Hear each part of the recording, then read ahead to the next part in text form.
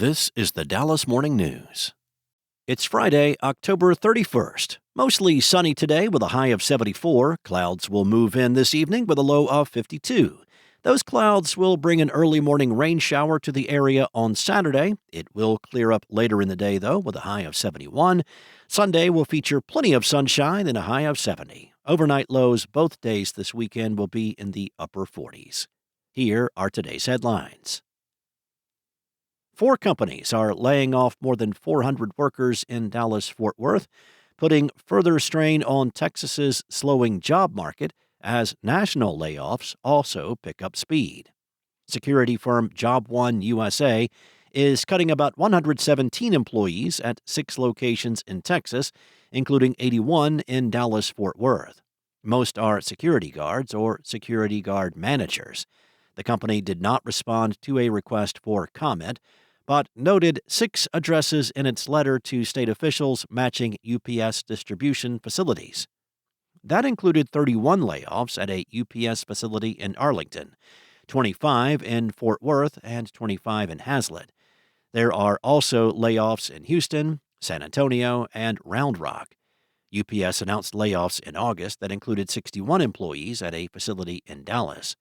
The shipping giant said 2 days ago that it would cut 48,000 jobs in management and operations worldwide. Healthcare and consumer products company Techniplex is laying off 64 workers at its plant at 4700 South Westmoreland Road in Dallas, as the company is ceasing most operations at the location.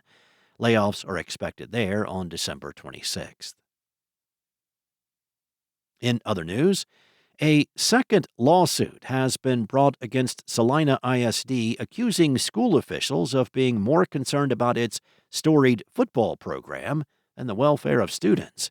The lawsuit, filed on Monday, alleges the district ignored, minimized, or rationalized obvious signs of wrongdoing and child abuse in the case of a middle school coach who authorities say secretly took images of boys undressing and showering in a locker room.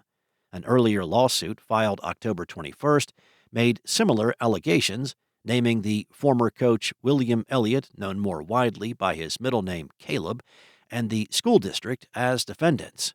The latest lawsuit names the Celina ISD Superintendent Thomas McGliscu and Moore Middle School Principal Allison Genn as defendants, as well as the coach's father, William Bill Elliott, the revered head coach of Celina High School, whose football team brought home a state championship last year. None of the defendants could be immediately reached for comment. Both lawsuits allege that Caleb Elliott had a sexual relationship with a student when he was a teacher at the high school and an assistant coach for his father in the 2022-2023 school year.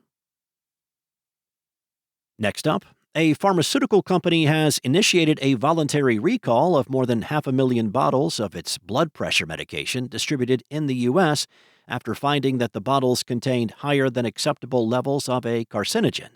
Teva Pharmaceuticals has recalled more than 580,000 bottles of prazosin hydrochloride capsules, a medication used to manage hypertension, a report by federal regulators shows.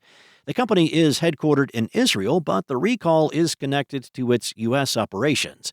The recall, according to a page on the U.S. Food and Drug Administration website, impacts 3 different dosages, 1, 2, and 5 milligrams.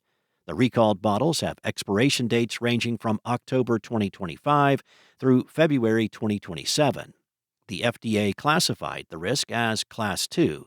That class of risk, according to the FDA, indicates that the recalled medication may cause temporary or medically reversible adverse health consequences, or that the probability of serious adverse health consequences is remote.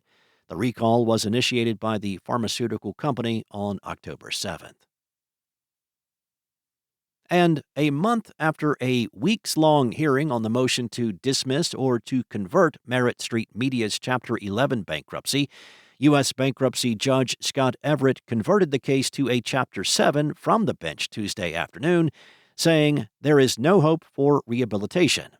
He called the case an anomaly and said it came to him in liquidation mode. Everett said he had found several reasons to convert the case, which included not trusting the testimony of Chief Reconstructing Officer Gary Broadbent, a missing text Dr. Phil McGraw deleted, and the makeup of the Unsecured Creditors Committee. Thanks for listening. For more on today's stories and the latest breaking news, visit dallasnews.com. Enjoy your weekend, and I'll be back on Monday with more from the Dallas Morning News.